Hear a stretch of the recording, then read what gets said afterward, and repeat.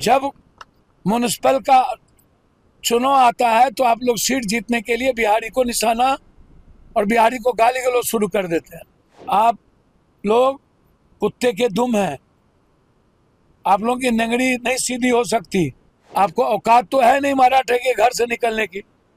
कभी मराठा और बम्बई से निकल करके देखिएगा, तब पता चलेगा दुनिया का है। आप जैसे लोगों का इतिहास मृतप्राय है, मिट जाइएगा। पप्पू यादव को दम है आपके घर में आके आपके अपने बिहार और बिहारी की अस्मिता को बचाने की और मरने की। ये लोकतांत्रिक राज्य है, कोई भी मोर्चा निकालना चाहे तो परमिशन लेकर निकाल सकता है। जो मराठी आदमी है वो बड़े दिल का है, क्योंकि भारत पर जब आक्रमण हुआ तो मराठी आदमी ने केवल महाराष्ट्र का विचार नहीं किया, पूरे भारत का विचार किया। महाराष्ट्र में किसी भी मोर्चे को इजाजत है, ये लोकतांत्रिक राज्य है, कोई भी मोर्चा निकालना चाहे तो परमिशन लेकर निकाल सकता है। लेकिन जब कोई परमिशन लेता है तो उसका रूट किस प्रकार से होना चाहिए। अगर रूट में कई ट्रैफिक के प्रॉब्लम्स है, अगर रूट में कोई ऐसी जगह है कि जहां पर स्टैम्पिड जैसी अवस्था हो सकती है, कुछ ऐसी चीजें होगी तो पुलिस रूट चेंज करने को कहती है। तो मैंने जब पुलिस कमिश्नर से पूछा तो पुलिस कमिश्नर ने मुझे कहा कि हमने उनको रूट चेंज करने के लिए कहा था, लेकिन वो एडमंट थे कि हमको ये रूट लेना है, इसलिए पुलिस ने उसको नकारा है। प्रयोगशाला के तौर पर देखा जा रहा है क्या? मीरा रोड जो है, जो राजनीति की नई प्रयोगशाला के तौर पर देखा जा रहा है। देखिए, मुझे ऐसा लगता है कि मैं महाराष्ट्र के मिजाज को जानता हूं। महाराष्ट्र का मिजाज ऐसा है कि इस प्रकार के प्रयोग यहां चलेंगे नहीं। जो मराठी आदमी है वो बड़े दिल का है, क्योंकि भारत पर जब आक्रमण हुआ तो मराठी आदमी ने केवल महाराष्ट्र का विचार नहीं किया, पूरे भारत का विचार किया। इसलिए मराठी आदमी कभी छोटा सोच नहीं सकता, कभी संकुचित सोच नहीं सकता। इसलिए कोई प्रयोग करने की कोशिश भी करे तो नहीं हो पाएगा। थप्पड़ को थप्पड़ का जवाब देना पड़ेगा। नहीं, मुझे लगता है कि मराठी भाषा का विवाद करना ठीक नहीं है। मुंबई अपने देश की आर्थिक राजधानी है और वहां मतलब 40% मराठी और 60% नॉन मराठी लोगों की संख्या है। और मुंबई को इकोनॉमिक कैपिटल बनाने में मराठी लोगों का तो बहुत बड़ा योगदान ही है। लेकिन मुंबई के बाहर से आए हुए, जो महाराष्ट्र के बाहर से आए हुए जो लोग हैं, उनका उसमें उनका भी योगदान है।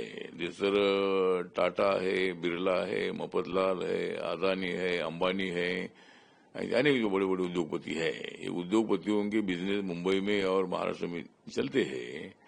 इसीलिए इसी तरह का किसको थप्पड़ लगाना ये बात अच्छी नहीं है। मराठी, मुझे लगता है कि मराठी बोलने वाले लोग वहाँ जो नॉन मराठी है, नॉन मराठी कम से कम 80% लोग मराठी बोलते हैं, लेकिन 20% लोगों को अगर मराठी आती नहीं है तो उसके ऊपर मतलब इसी तरह का अन्याय करना, अत्याचार करना, उनको थप्पड़ मारना, ये बात बहुत बड़ी गलत है और इसका कड़ा विरोध मेरे पार्टी ने किया है।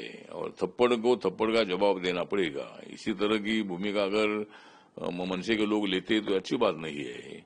मीरा रोड में गुजराती लोगों ने मोर्चा निकाला था और मतलब वहां मनसे को भी मतलब मोर्चा निकालना था, तो पुलिस ने उनको बताया था कि भाई जिस रोड से आप जाना चाहते हैं उस रूट से जाएंगे तो उनका भी मोर्चा है। इसीलिए दोनों ग्रुप में कोई विवाद ना पैदा हो, लॉ एंड ऑर्डर की स्थिति में निर्माण ना हो, इसीलिए मनसे को बताया गया था कि भाई दूसरे रूट से आप रैली निकालो।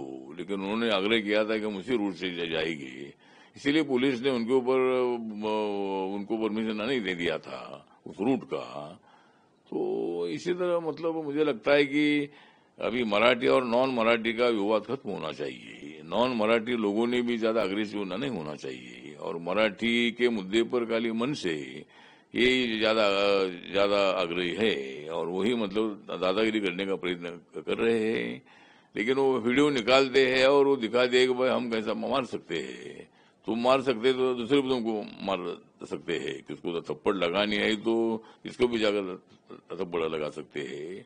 उन्होंने, राज ठाकरे ने अपने सैनिकों को आदेश देना चाहिए और किसको मराठी आती नहीं तो उनको प्रेम से बोल सकते हैं आप मराठी सीखो, तो ये हम समझ सकते हैं, लेकिन उसको थप्पड़ लगाना, उनको ये करना, उससे सारे उद्योग अगर मुंबई के बाहर जाएंगे तो मुंबई का इकोनॉमिक राजधानी का कैरेक्टर निकल जाएगा, करोड़ों लोग उसमें बेरोजगार हो जाएंगे। क्या राज ठाकरे उनको नौकरी देने वाले हैं?